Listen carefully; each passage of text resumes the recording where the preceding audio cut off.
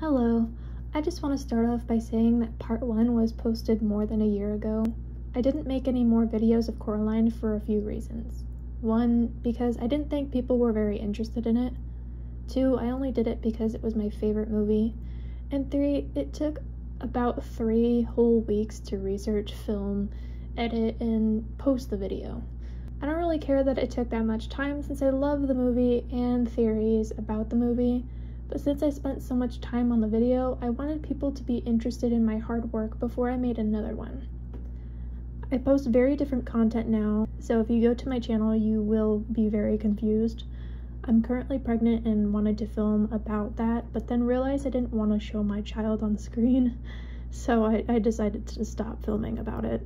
So I'm thinking I should just use this channel for Coraline related content. Tell me what you think. Also, this video is a complete spoiler for the entire movie, so you have been warned. Also, these theory videos are strictly based on the movie. I do have in possession the actual Coraline book, so if you want other videos about the book specifically or a video on both, just let me know in the comments down below. Now, finally, onto the video.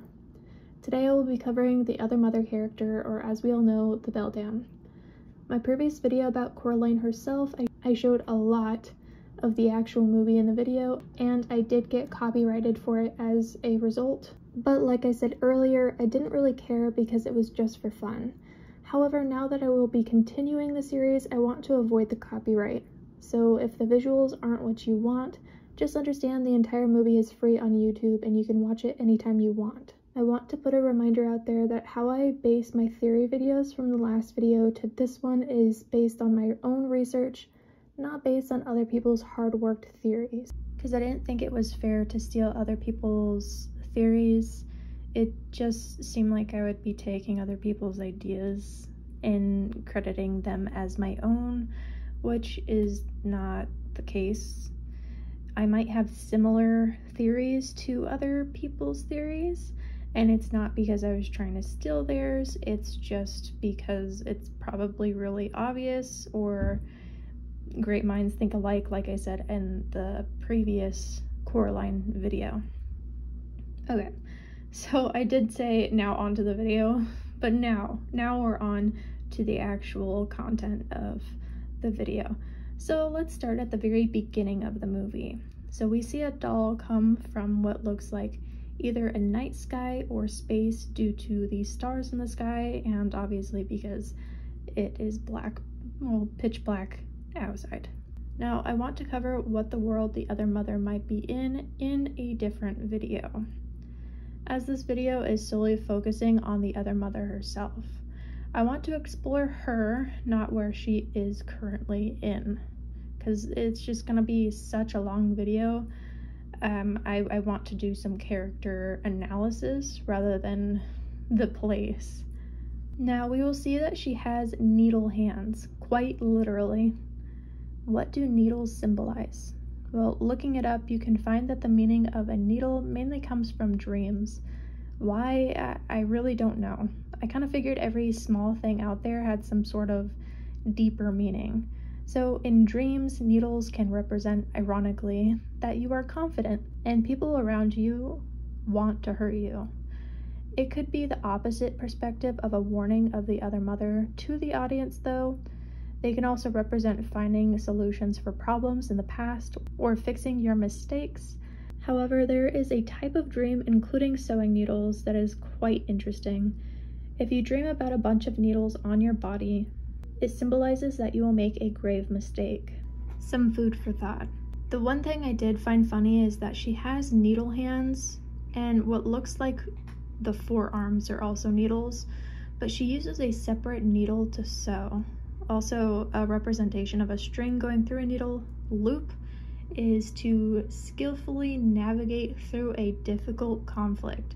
Now, obviously, I could be just really looking into this for no reason, but I think it's fun to overanalyze these things because it makes it feel like it was meant to have a deeper meaning and it was meant to have a lot of thought put into it. I don't know. I thoroughly enjoy doing this sort of thing when it comes to Coraline. But a tiny bit later, we see the other mother sewing the clothes of the doll for Coraline. Sewing pieces of cloth or clothing in this case is a symbol of sin. We all know that this doll isn't a voodoo doll, as it does not have the qualities of one traditionally. Sure, it is made to represent a real person with evil intent, but it does not physically harm Coraline. Without all the creepy aspects of this particular doll, it would be like ordering an American Girl doll to look exactly like you. However, let's say that the needle piercing the doll skin is a symbol of actually piercing Coraline's skin. That symbolizes slander of that person or harming someone's reputation. Also, I was watching the intro multiple times, as one does, and I see that the needle she uses is literally what looks to be a wooden needle, not a metal one like her hands. I looked up wooden sewing needles that size. It's really not a thing. It could just be the lighting, but I did find a sewing needle used for crocheting from Danish culture called nalbinding. I believe I'm pronouncing that correctly. That's what the word looks like. You can read about that on your own, but I don't think it has any significance to this at all. It could literally just be the lighting, but it really does look like a wooden sewing needle, which I don't quite understand if it is. I don't understand why it is, because she has like metal sewing needles. Maybe it's to tell it apart from her own hands. I really don't have an answer for that, so just keeping that in mind. So I'm not going over the stitching pattern, color of thread, or material used for inside or outside the doll. Of course, the stuff inside the doll is quite curious. We aren't really sure what that can be quite yet, so I won't really speak on it other than that the other components don't really have any meaning. The doll skin is Coraline's match, as well as the thread, and the stitch is basic. Although I do notice while the doll's skin is a white color, the previous doll represented a girl of color. I'm not sure if this matters, as the lighting in the movies seems quite dim, but I'm sure little children don't pay attention to as much detail as an adult. So, of course, I could just be over observant about it, but I don't know, to have a doll represent a girl, especially a girl of color, and to not have that type of skin color seems as if anyone would notice.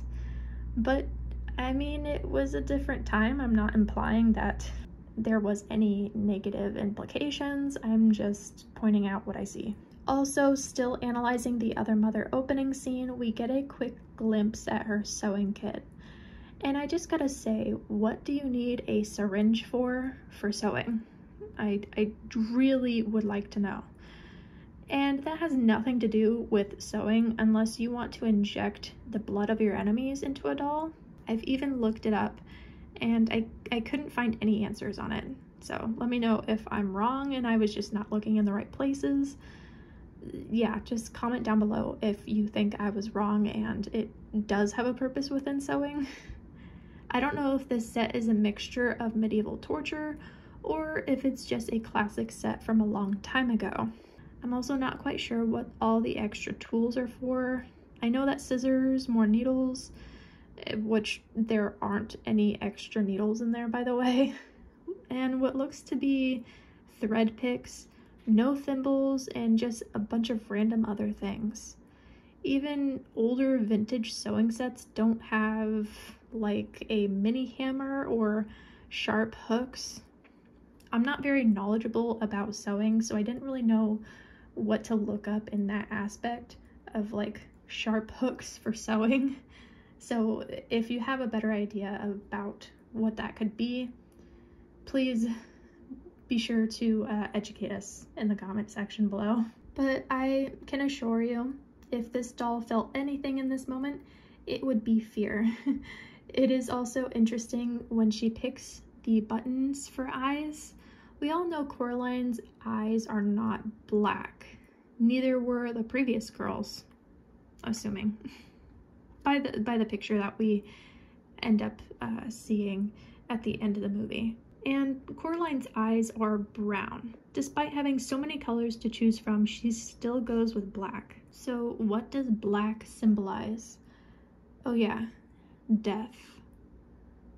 So no, the other mother wasn't indecisive. She knew what she was doing. Also, if she was just going to do black for both dolls, why not use the same ones she used last time? Are they only a one-time use? Also, the way she just sticks the blue hair on the doll is sorcery. I mean, she is just full of magic, so this opening scene makes no sense to me unless she, like, was powerless, because she could just make a doll out of thin air, assumingly, so take that for how you will. Now, if we take a look elsewhere at the room, we can just take some mental notes. How the walls are formed, the window, although the other mother can make a world from scratch, or what seems to be scratch, we can try to spot where the sewing room could be later on in the created world. It wouldn't be smart to just get rid of that room for her, as that is how she later makes the doll for Coraline's mother and father. Also, the wallpaper in that sewing room is very Victorian looking. Even with the birds and leaves, wallpaper first became popular within the Victorian era. It kind of boomed in that time. This could be an indication of the time period that she was from. It seems very accurate, so that's all I have to say about the opening scene. Let's move on to later in the movie. I know this part of the movie doesn't have much to do with the other mother quite yet. However, when Wybie finds the doll in his grandma's stuff, he doesn't question it and gives it right to Coraline. It's almost like something drew him to do it. Why would you be going through your grandma's stuff anyway? Not much to go on, since we don't actually see how Wybie found it. Moving on to when Coraline finds the little door, disregarding the fact that the doll moved by itself just for a moment. Victorian homes did have small doors in homes. It wasn't uncommon. Some were used for luggage in bedrooms. Others had different uses, like for the ice delivery. But we know the door doesn't lead outside due to the Pink Palace layout being public online. The door would lead into the father's study. The walls look too thin to put luggage inside the small door, quote-unquote compartment. So what could the use of the door be? We have to assume that the door was there in some sort of functioning fashion due to the mannerisms of the house being very Victorian. Victorian houses were built in a way that helped the generation at the time. Looking into Ashland, Oregon's history, which is where the Pink Palace is from in real life, actually based on the real Pink Palace apartments. I saw no history of wars in the area, just massive expansion on different buildings for different uses. I only looked into this because little doors like those could have been used as secret passageways for soldiers during a war. Since I saw no evidence of that through my research, I'm forced to assume that the little door was just a random thing, or could have been a form of a doggy door. I'm not quite sure. Maybe the house has overgone many different renovations and add-ons over time, and that section of the house, which is the father's study, wasn't there when the door was first put there. But I have to say that considering the only key is the one with the button, that this door had a very specific purpose, which makes me think that the previous owners dealt in a little dark things. Making deals with dark beings in order to get something that you want is very common in different cultures. Usually it involves giving up a soul, or in this case, multiple. Could the other mother be some sort of demon? It is possible. However, let's move on to the fact that the doll moved on its own. Dolls do not contain spirits, nor are they even close to being a vessel. The only thing that can be considered a vessel is a living thing like a human. Dolls aren't aware of the surroundings if we are talking in a spiritual sense. Dolls are used as objects by a spirit or something much darker. Since we can assume that the other mother isn't in the picture just yet, let's just say that the doll is being manipulated by a spirit of some sort. Maybe ghost children? Maybe the doll isn't seeing through the button eyes. Maybe there is something there manipulating the doll and relaying the information the spirit receives to the other mother. As we know, the other mother can only control what she has within her world, or the dead children. Could the dead children's ghost be behind the doll moving? Very possible, but why do we not receive this news when Coraline meets them? We will get to that when we meet them in the movie, as I have a few ideas.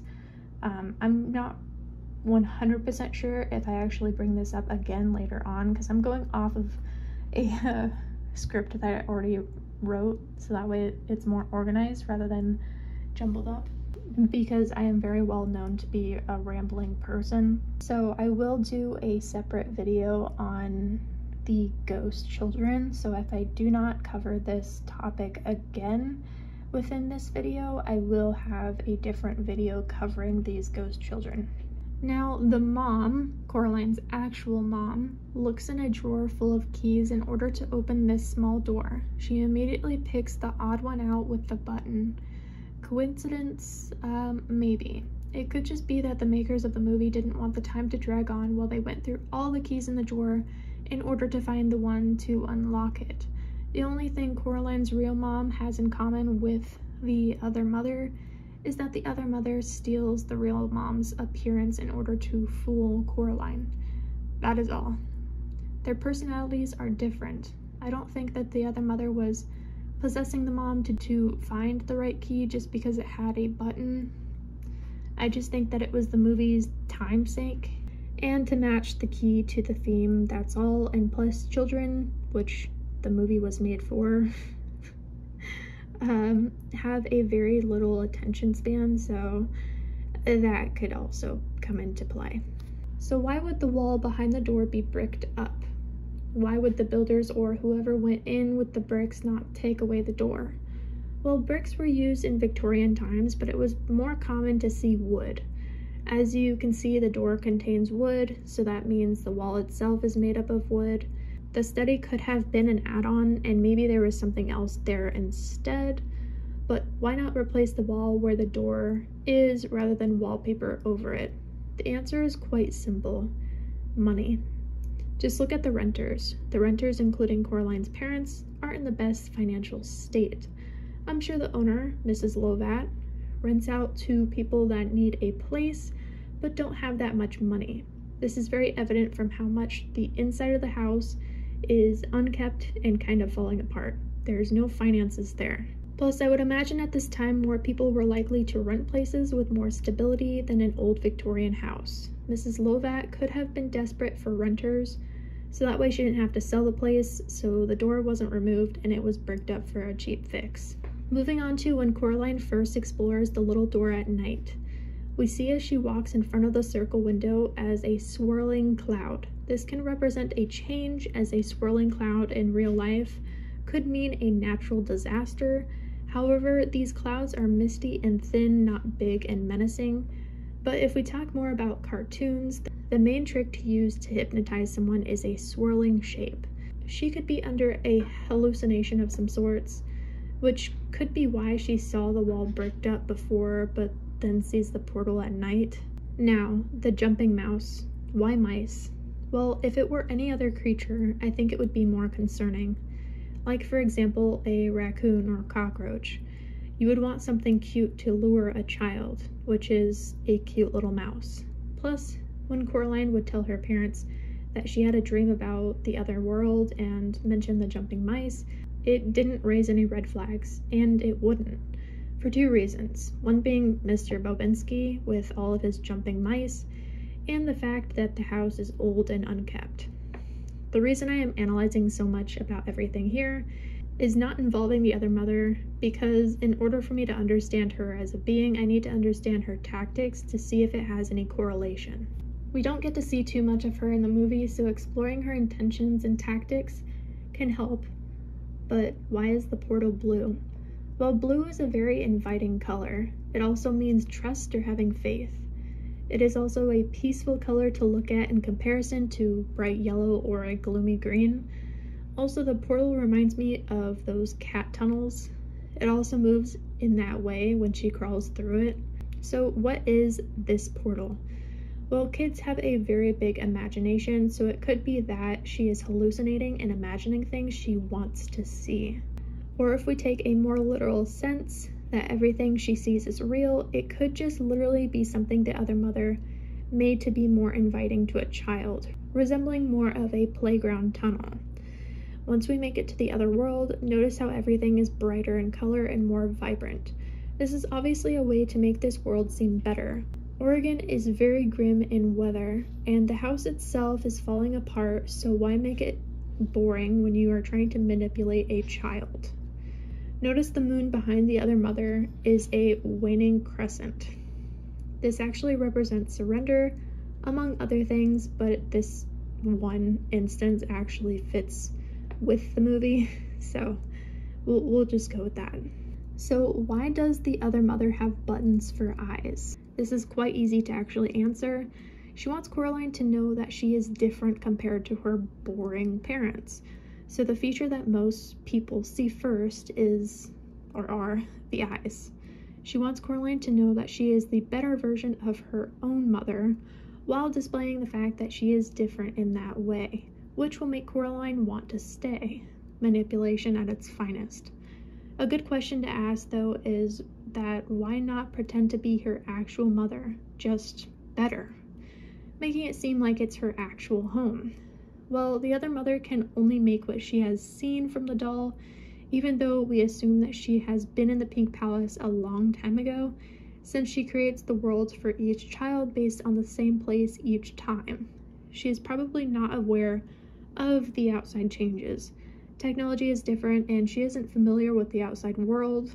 Plus, Coraline would know that it is different due to the sky being always night. Why? Well, again, the world that the other mother is in is for a different video. Now, when we are introduced to the other father, he sings the song. I won't cover that song until I cover a video specifically about the other father, and within that video I will also include the other YB, because why not?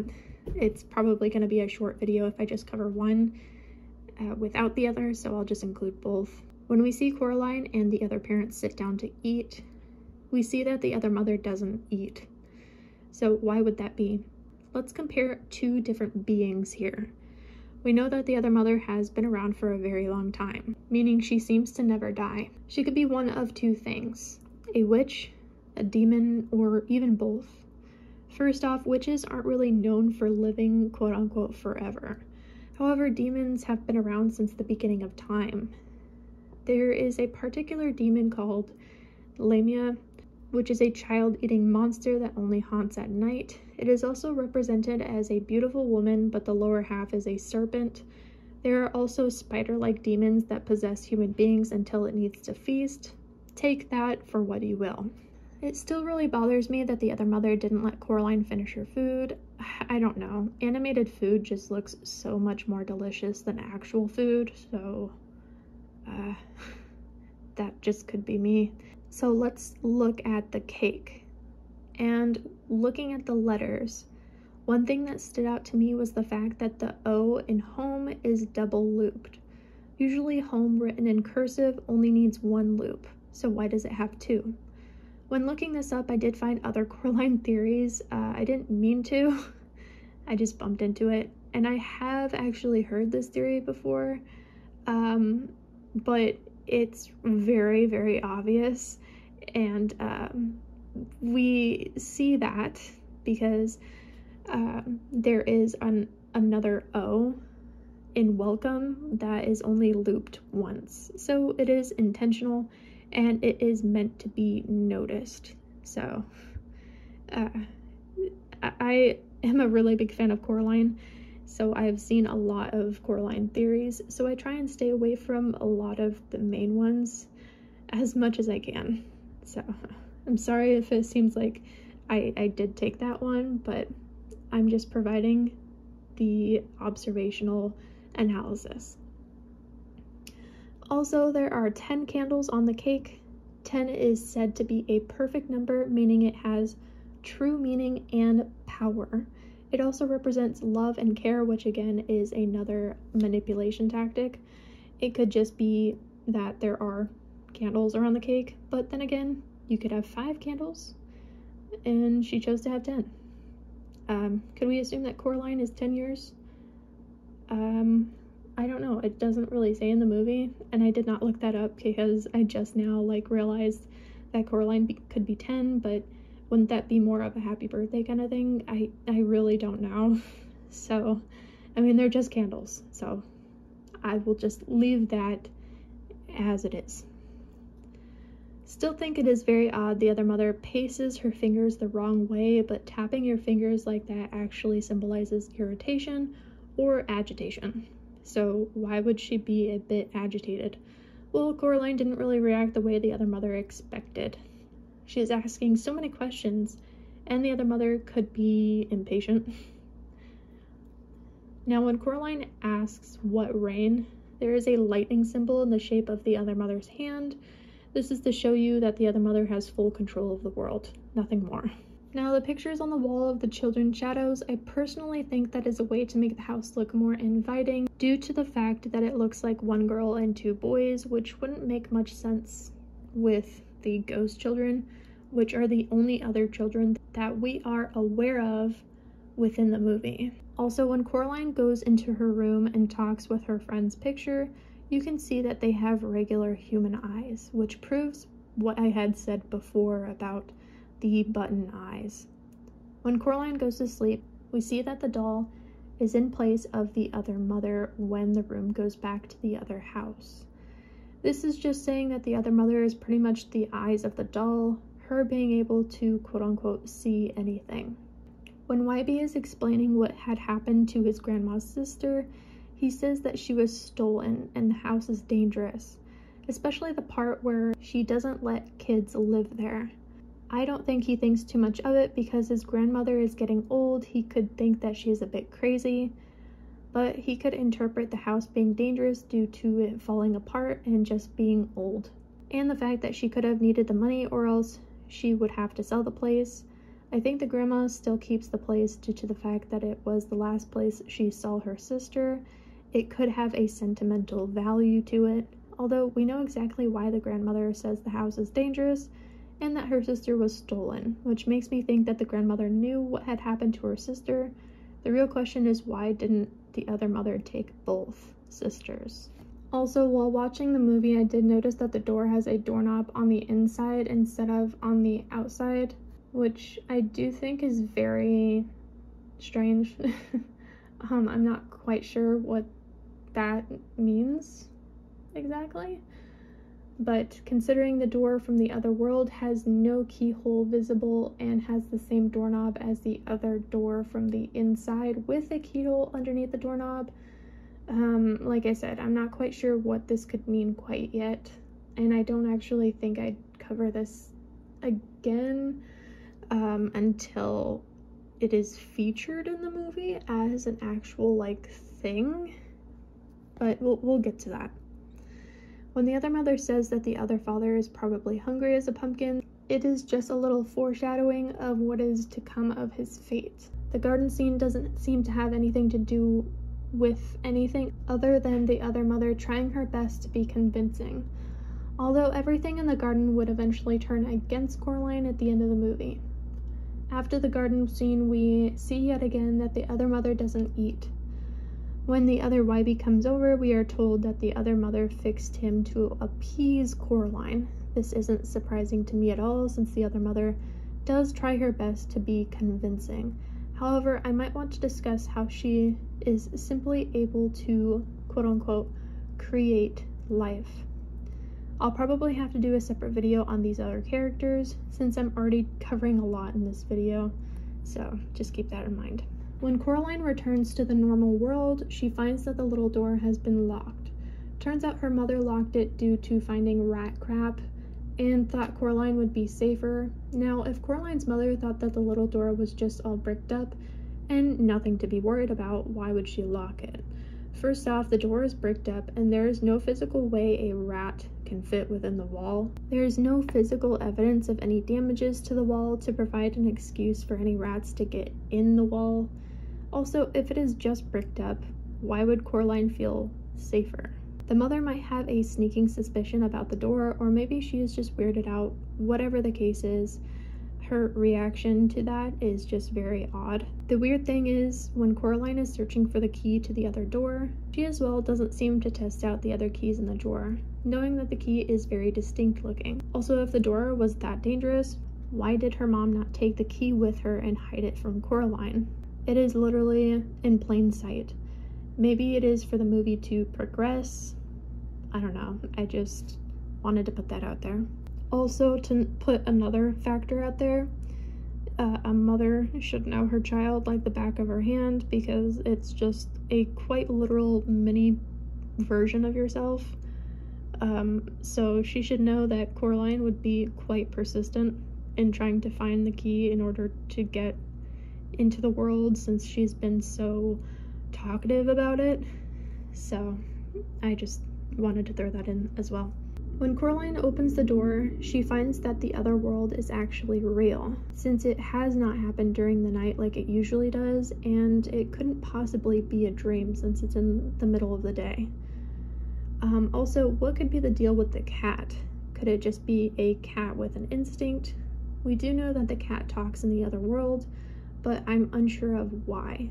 Another video I feel would be appropriate for the cat himself, just the cat. Because he is a huge character in this, more than Wybie, which is something we'll have to look into. When we go into the other world, we see that it still appears to be night, even though in Coraline's world it is daytime. After Coraline walks out of the house after eating, we see her encounter the cat. What is odd is that she asks the cat if he is the other cat when he doesn't have buttons for eyes. The whole conversation with Coraline and the cat about the other mother and the other world, I do want to save that for another video, as I feel as if the cat and what he says is a whole nother ball game. So I just wanted to put that out there as well. So after the weirdest performance of Miss Spink and Forcible, we see Wybie knows something Coraline doesn't. This is some basic foreshadowing, and it looks to be guilt. Why would the other characters feel anything if the other mother created them to be on her side to convince Coraline to stay? Like I said before, I believe that the other characters in the other world are for another video, because they are obviously not entirely just made up. So now we get to the creepiest part of the movie, the sewing buttons in the eyes thing. So the big question I have is, why do this? Why sew buttons in Coraline's eyes? It is said that the eyes are the key to the soul. However, I believe that that sewing buttons in the eyes is a way of making Coraline blind so she is easier to control. Also, if the other mother doesn't want a reaction like Coraline's from this crazy request, why would she ask? It is a terrifying thing even for children. Children don't want to willingly go through pain. However, when Coraline refuses, the other mother doesn't seem too upset about it. When the other father says it's so sharp you won't feel a thing, she gets mad at him, which is another sign of her loss of control of these other characters. But why would she get mad at him if that's her intention? He was just trying to ease the moment, I believe. I don't know. It seemed like it. This part makes me think that the other mother is some sort of demonic creature. She needs permission to sew the buttons, even though the other mother has so much control over everything in the world that Coraline is currently in. When Coraline wakes up and realizes that she is still in the other world, she goes to the other father and asks where the other mother is, when he replies that her strength is our strength. I don't want to dive too deep into those other characters that much. I'm not quite sure why I mentioned that I will cover that in another video so often in this video, so I'm sorry about that. However, the other mother feels as if she has lost a bit of hope, and in that sense, power. Maybe this is just because she used a lot of power to create this wonderful world for Coraline, and it took a lot out of her, which could be why she only did a couple nights of quote-unquote wonders. So let's just assume Coraline went to bed and slept a full 8 hours. The entire 8 hours, the other mother just lost hope. Her strength really fell that quickly and for so long. How did she not know Coraline would act this way, knowing how strong opinionated Coraline is? Maybe the other mother didn't have to fight the previous children as hard because it was a different time. Maybe it was easier for those children to be convinced because their home life was that terrible.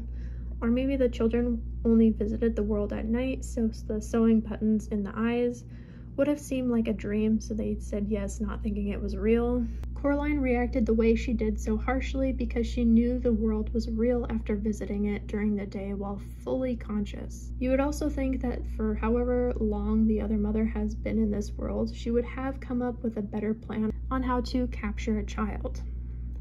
To be set back from a simple no seems a bit suspicious. And for the other characters, specifically Wybie and the father, to so easily get out of her control makes it seem like she was either trying something new that she had not before, or it's all on purpose. If all of this was on purpose, it seems like a bit of a stretch. If the other mother needed Coraline to stay so she can eat her, why not invite her in once and not let her leave? Or maybe that's actually what she did. In order to get out of the portal, you have to get out the way you came. The first couple nights, Coraline didn't go back to the other world.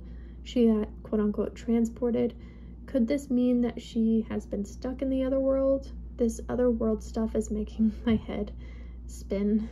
And at this point of like researching, I kind of went into a I don't know what you would call it, but like a brain cluster, brain fart.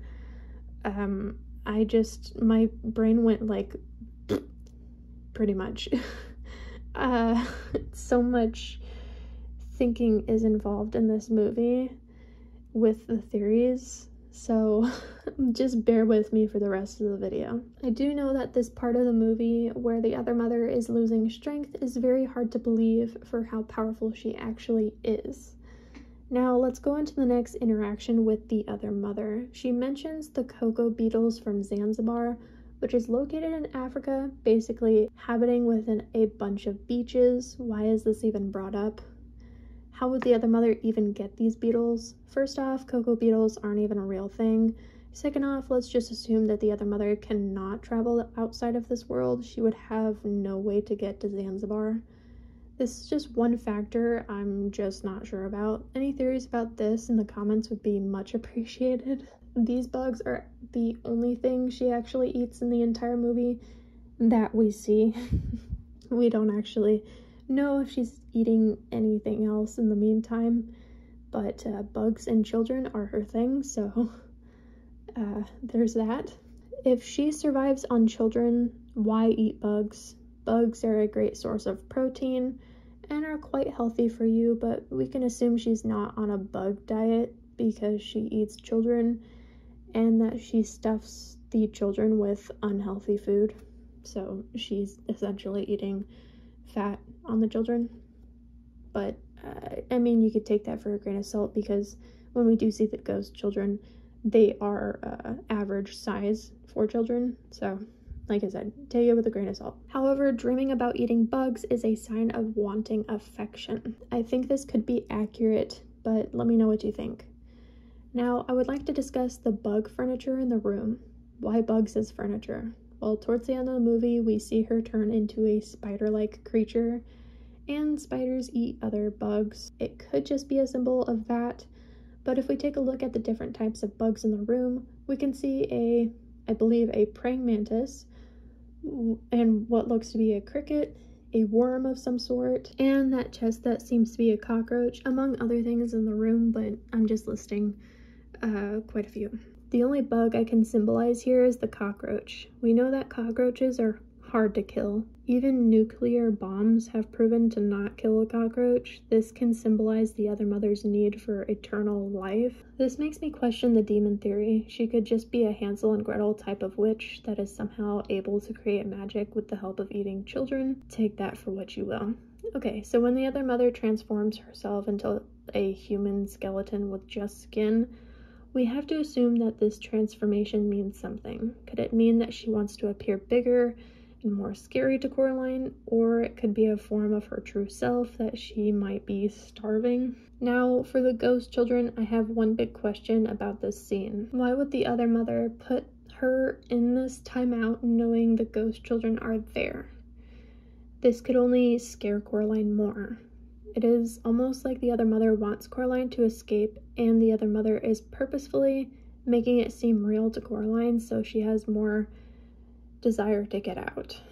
This just seems so off and honestly seems like too much work. The other mother needs to come up with better tactics if this was her whole plan, to just get her in the world, not let her leave, but then at the end get her to leave. I don't know, her tactics are quite confusing. Or is there something that we don't really know about the other world? Could the world be manipulating the other mother? Like I said before, I will cover the other world in a different video. I hope I did say that before, but the other world will be covered in a separate video because we are focusing on the other mother by herself. The ghost children call the other mother the beldam. The beldam could mean a few things. A witch, like we discussed, an ugly woman, an old woman, or a woman with malicious intent, which all of those things are quite accurate, although we don't really see her true form, so we don't really know if she's ugly, but she acts ugly, I guess you can say. So we'll just say all of those factors are a true description of this other mother character. Also, when I searched up the word, I did discover that the beldam is mainly used as the name for this movie alone. A lot of pictures of the other mother came up, as well as just the name being referred to the movie, which I know that the word did exist before the movie, so I just thought it was odd that that was the main thing that came up when I researched it. So the ghost children do say that the other mother spied on their lives through the little doll's eyes. How would they know this? Coraline, who has been in this world and experienced everything the ghost children have, without having buttons in their eyes, of course, doesn't know this, not even with the help of the cat. My theory will focus on the ghost children's separate video. The ghost children mentioned that the other mother hid away their eyes. This could be for the sake of using their souls. This is also evidence of the other mother not eating their souls, but their physical bodies. Gross. The other Wybie allows for Coraline to escape from the other world. The portal is covered in cobwebs and old toys. This portal looking the way it does could just be another way of showing the other mother's loss and power. That's literally all I can say about that. When Coraline returns to the normal world, she discovers that the groceries that her mom bought earlier that day, quote unquote, have already rotted, as if the groceries have been out for longer than a day. Then Wybie comes over and we realize no days have passed. Or maybe Wybie had come over to ring the doorbell but no one answered, so he just kept coming back until one finally answered the door. But I'm not entirely sure what this means. Could it just be that the other mother has a presence in this real world, and when she comes in, everything like rots and dies? I have no idea why that was even in the movie. It has to have some sort of meaning to it. He tries to ask for the doll back, as his grandmother had realized it was gone and Wybie admitted to taking it. The grandmother might have not known that the doll transformed into Coraline. Wybie also going through her house as Coraline explains the other world to him makes it seem like his grandmother never mentioned anything to do with the other world and just told Wybie that it is dangerous for children and not to go inside. Hence the fact that Wybie calls Coraline crazy. Let's skip towards the part where Coraline discovers her parents in the mirror. This makes me think one of two things. One, she is still dreaming, Or 2, she never left the other world. You don't just see your parents trapped in a mirror in the real world. When she discovers the doll representing her parents, she burns it. Once Coraline decides to go back to the other world to try and find her parents, she discovers that the other mother has disguised herself as her own mother, which we see as the other mother having the normal eyes.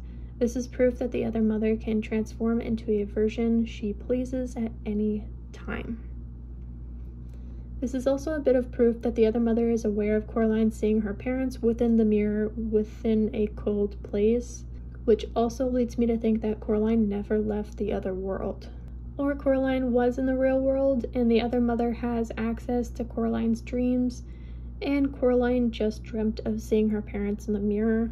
We also discovered that the other mother has only one key, meaning she doesn't get out of the world. At any point while Coraline is there, she could 100% go through the door to get to the other side, but why doesn't she? Maybe it is because the world that she is in is the only place for her to use the magic, and if she goes back to the world, she will just lose that. It is also odd how much the other mother likes games. Maybe it is because of her ability to cheat and win, or maybe she is used to liking games because she only lures children to eat. Also, I was thinking about this a little more. What if she was able to eat anyone, no matter the age, but it is much easier to lure children rather than adults? Adults become more suspicious and cautious while children aren't, really. The other mother also leaves the buttons on the table as a clear option to Coraline. But at this point, why would Coraline want to stay? The world and the other mother seem so scary that it just wouldn't seem like a smart option to stay. Also, I can't believe it took me this long to think of this, but where is the other mother getting all this food? It's not like she has a grocery store nearby. This makes me think the world is a lot larger than the other mother makes it seem. Maybe Coraline only sees what the other mother wants her to see and blocks off the rest of the world. You can't just magically make bacon and eggs out of thin air. You also cannot create energy. It has to be already existing, so anything alive, quote-unquote, created by the other mother was already existing in a sense. And when I'm talking about energy, I'm talking about, like, living things. Unless she literally gave birth to them. But that's just, not very fitting to the story. When the other mother asks what game, Coraline says to find her parents, but the other mother says that's too easy. Why? Does she suspect that Coraline wants to find more than just her parents? If she has a sneaking suspicion that Coraline will want to find more than just her parents, this might actually mean that the other mother knew about her interaction between her and the ghost children. Could this just be a plan for the other mother to take more time out of the games so she wins easier? It could possibly be that way. Going on to the part where Coraline goes to play this game, the other mother uses her pawns to try and steal this stone. And when I mean pawns, I mean like those creatures that are filled with the same thing that the Coraline doll is filled with, as well as the other characters. This is called a hagstone. As you can see, it makes it very easy for Coraline to find the ghost eyes. The other mother could have just plainly wanted to take this from Coraline, knowing what it is and how Coraline could use it to her benefit, which would have Coraline win. To be fair, Coraline never requested that the other mother play fair. She just suggested to play a game and to give her a clue. So I know it's messed up to think like that, but it's true. Coraline never asked for her to play fair. She just asked for a clue and to play the game. So, and she also never asked the other mother to not have a timer, which the other mother did certainly have a timer. So, the other world falling apart after Coraline gets the last eye is just a symbol of Coraline's time is up, which correlates with the button over the moon. Like I said, timer. Now, when Coraline comes into the house to confront the other mother, we see a few noticeable things in the room with the other mother, where she is in. The pulsating webs around the room insinuates the fact that the other mother has now taken a form of her true self, of course, morphed with Coraline's actual mother, which is a spider. The bug-like furniture creatures have the effect of being more broken to show the other mother's powers are weakening even more. The other mother also calls the cat vermin, intending the cat is a disgusting creature that is hard to control, kind of meaning that the cat comes and goes into the world as he pleases without her being able to control the cat, which also shows that anything the other mother can't control, she immediately hates. After the other mother burns the hackstone, I gotta say, Coraline is one brave girl. The situation where it seems like she has no way of winning, she definitely handles it better than most. Now, this is where I think that the cat and the other mother kind of have an established relationship, so it seems.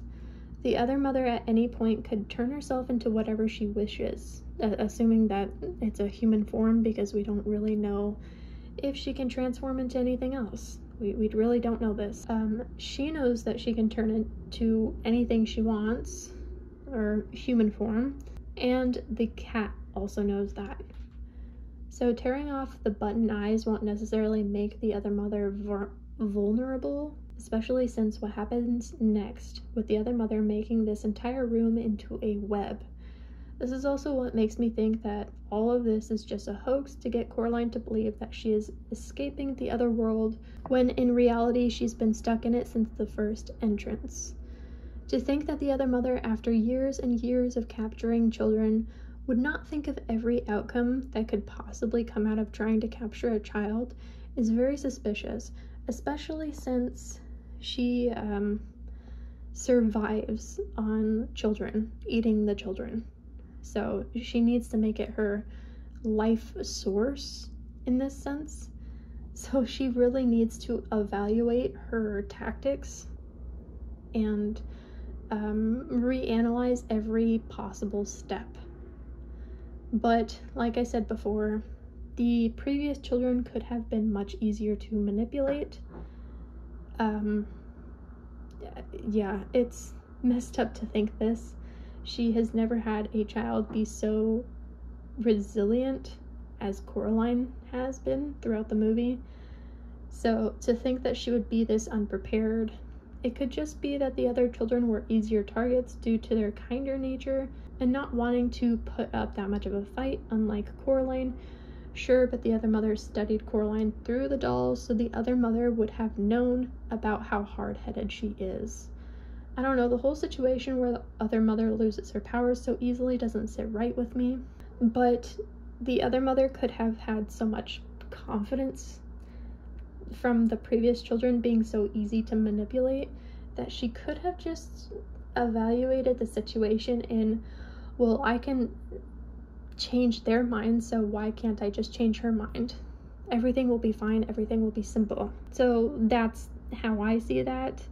She could just be this unprepared because she was not expecting Coraline to put this much of a fight up. That's how I see it. When Coraline does escape through the door, this is the first time we actually see her use the keyhole from the opposite side of the door, which is funny because I mentioned this before, not realizing that it was actually going to play a role later on in the movie. So that's what I meant earlier on in the video. The other mother does say, "Don't leave me, I'll die without you."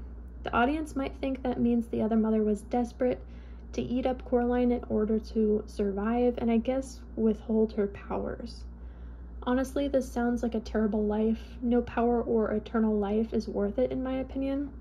However, it sounds good in theory, but until it's actually done, you don't really know what could happen. So I guess that could be an excuse for her, but she just seems like a terrible person, so she deserves to rot. So when the parents finally show up, they are covered in snow that they themselves do not see. This could just be an effect that Coraline still sees as her perception of the world is wearing off. I know that sounds weird, but it's the only description I have for that instance. So I know, but I really don't. So Anyway, let's jump to the part where Coraline goes to get rid of the key so the other mother doesn't find it. We see that the other mother's hand escapes from the other world and follows Coraline by sense, by the fact that it can hear Coraline. Maybe it has some sort of spidey sense, like Spider-Man. Regardless, the hand follows Coraline and attacks her while she tries to get rid of the key. The hand tries to take the key from her, but even if the hand succeeds, what then? The other mother will go into the real world. Coraline won't invitingly unlock the door and throw herself inside the world again. So is this telling us that the other mother actually wants out? Like she wants to be in the real world again? Would she die in the real world because it does not contain magic? Because she's been alive for who knows how long? She could step out of that door and immediately turn to dust because of the lack of magic that was keeping her alive, I'm guessing. You know, I don't know what the motive would have been in the end of taking that key from Coraline, unless the hand wanted to take Coraline with the key. I don't know if I would be so sure about staying in that house after what had happened to me, sleeping in the same house, knowing that the other mother is still kind of alive, or could be alive for who knows how long behind that door, and the hand was so easily able to go through the door. Knowing she has more than one needle hand, yeah, I would not be okay with staying at that house anymore. Now, we are informed by YB that he now believes Coraline due to a picture he found of his grandmother's sister who went missing. This makes absolutely no sense to what Coraline had told him. Sure, the sister is holding the doll, but that is everything that we know. I don't know, it just seems a little off that the movie was purposefully ended on a more positive note, with them being friends in the end. And of course, the hand cloud symbolized the release of Coraline. So the rest of the movie doesn't necessarily correlate to the other mother, and yes, including the fact that the cat disappears in the end. Like I said before, the cat will have his own video. So what can we conclude about the other mother? Is she human, or was human? Is she a whip? Is she a witch trapped in a different dimension that allows her to have supernatural powers? The name Beldam correlates with the term witch, so we can assume she is a witch. I thought at first she was a demon for how powerful she is and how she's able to easily trap souls, but witches can theoretically do this with enough time, I'm assuming. So I will scratch the theory that she is not a demon, assuming that this entity is actually a woman. We don't actually know this for sure because we only see her transform into Coraline's mother. She could be genderless for all we know, and could just be a big ball of energy. Yeah, we really do not know. I was looking into any type of witch that has supernatural powers based on consumption of children's flesh or just human flesh. You would think it would be a Hansel and Gretel type of witch, right? Well, within the story, there is no evidence of the witch growing supernatural powers or living forever from eating children. She is just a crazy, cannibalistic, I guess she would be considered a witch for whatever reason. Just an ugly old woman that has a house made up of food that she could eat instead of children, but, you know, crazy stories by the Grimm brothers are just that. So if the other mother is a witch, what type of witch could she be? I also don't quite understand how she gets powers from flesh rather than the soul.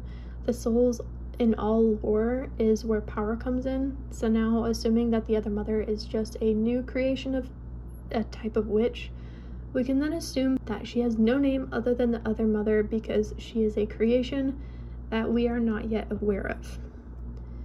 We all know from this movie that the other mother, or the Beldam, is a witch with supernatural powers in a world not of our own knowledge. Within the next few videos or so, I will talk about what the world could possibly be and where it could possibly be. That's gonna have to be a very, very highly researched video because there is not much to go on in the actual movie. What character do you want to know more about next? Or do you want me to talk about the other worlds or even the well? I would much prefer covering all the characters before discussing anything that is not a living thing. So just comment it down below. Also keep in mind, again, I do have the physical book Coraline that the movie is based on, and it has very, very different qualities compared to the movie. So let me know if you want a video specifically differentiating the movie from the book or within other ideas. All is appreciated. Thank you so much for watching. I do these types of videos for fun, so you don't have to follow along. I only post these videos once I have gained enough research about it, so I post when I post. Also, since I'm pregnant, I don't always have the energy for these types of long videos, so like I said, I post when I post, which is why I understand if you don't subscribe or like or whatever. No hate at all.